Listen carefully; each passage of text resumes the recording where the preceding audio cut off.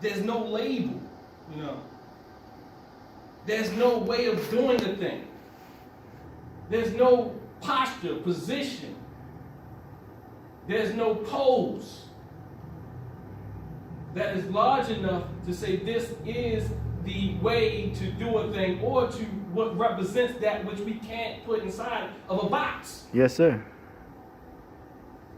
We love to put things in boxes. Abu Jamal will come at me for that one. But the reality is boxes are good sometimes, but they're not good all the time. They help us make sense out of things, but we have to keep in mind when we're using boxes that these boxes do not explain the wholeness of anything. So labels have their places, and they can be utilized to articulate, to communicate, but never, ever get caught thinking that a thing is supposed to be done away. We're so used to things being done a way that we think it's the only way. I've been accused of not being spiritual. Many think, so what is the spiritual aspect? The spiritual aspect is you're right here sharing space with me. What else do you need?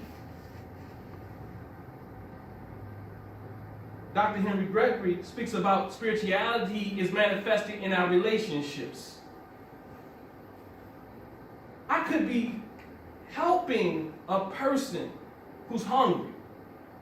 I could be working daily to help people see things more clearly. I could be helping relationships. Then someone says that you're not spiritual because you didn't do a dance, because you didn't sing a song. To me, spirituality is an energy that invokes you to bring about something better. That's just something I just made up. That's not the wholeness of spirituality. But it's that energy that helps us do things for each other, simple things. When I really study African culture and spirituality, is not a thing that we put in boxes and say we can somehow say this is what it is. However, we have in what African culture, to some degree, had to put it in boxes to compete with Western culture.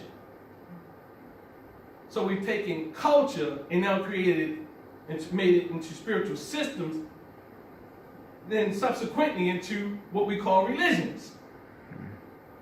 People say I practice Ifa. People say I practice Yoruba. They say I practice. These aren't even like religions. They're cultures. They're languages. They're different things that people now have tried to fit into the Western mode of thinking.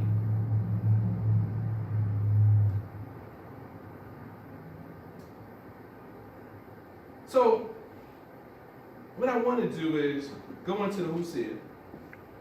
It's been a long time. And just read a few things. Just go into my favorite book in the Hussein is the book of Ptah-Hotep.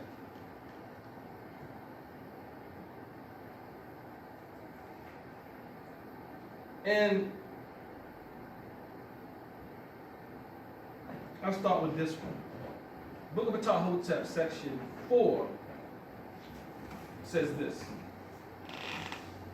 It says, be diligent as long as you live, always doing more than is commanded of you. Let me say that.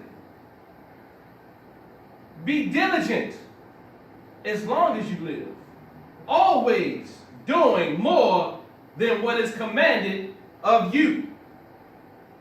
Do not misuse your time while following your heart, for it is offensive to the soul to waste one's time. Do not lose the daily opportunity to increase that which you have.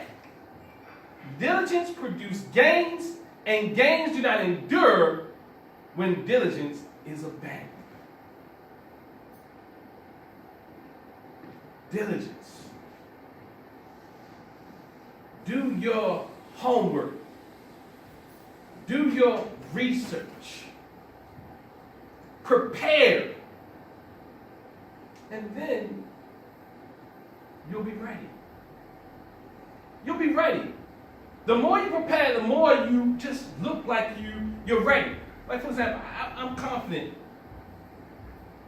that I can come up here and don't really have nothing for you because I know I have something for you because I prepare every day. This is not something that I don't do. This is not playground to me. This is something that I do. I prepare, I read, I study, and I think, and I feel. And I feel and I think. I connect them two together.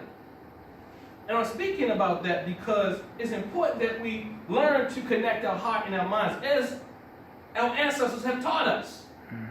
But many times we're lost following either our hearts, which are heavy, or too heady, too intellectual, too one or the other.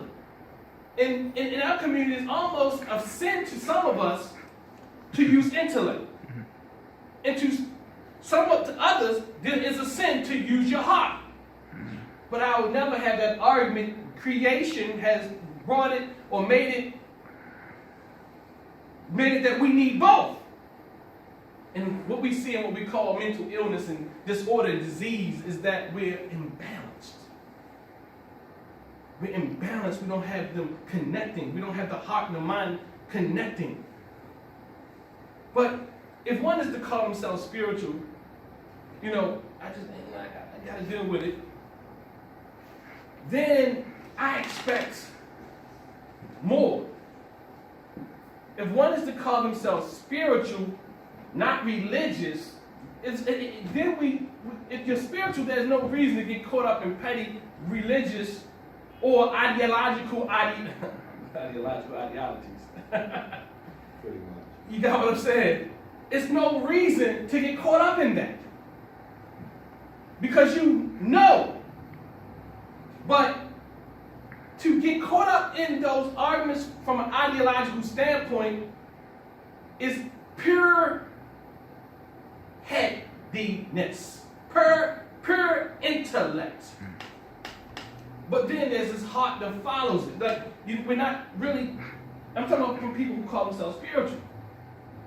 Because if you're spiritual and you're this higher thinker, then what happens is you realize that others are where they are. And when you realize intellectual people hold on and believe things because that's just where they are.